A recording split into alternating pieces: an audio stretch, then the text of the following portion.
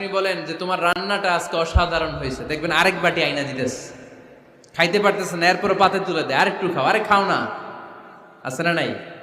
ওই যে প্রশংসা করছেন, খুশি হয়ে গেছে তো। আপনি 10,000 টাকার বান্ডিল দিয়ে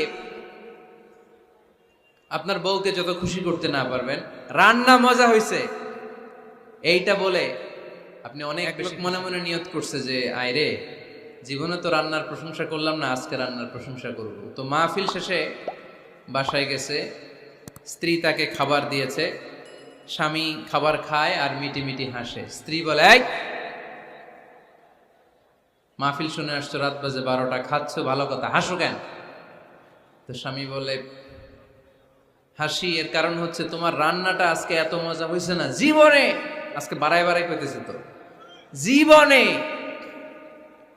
এত মজার রান্না খাই নাই, রান্না মজা হয়েছে শুই না। স্ত্রী তো রেগে গেছে, কি গত 10 বছর ধরে তোমার রান্না করে খাওয়াই, একদিনও রান্নার প্রশংসা করলা না, আর আজকে পাশের ঘরের ভাবি একটু গরুর গোশতের তরকারি পাঠাইছিল বাটিতে করে, পাশের ঘরের ভাবি একটু আমাদের বাড়িতে তরকারি পাঠাইছিল, তো ওই তরকারি দিয়েই তোমাকে খাবার দিছি, আজকে রান্না টান্না আমি করি নাই।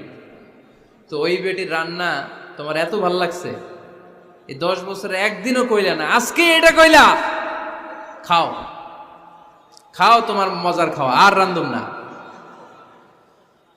তো প্রশংসা করলে বুঝে শুনে করবেন, একটু এনশিওর হবেন যে রান্নাটা করছিল কে, তা না হইলে কিন্তু ঘরে চুলায় আগুন জ্বলবে না, টানার রোজা রাখা লাগবে, ঠিক কিনা?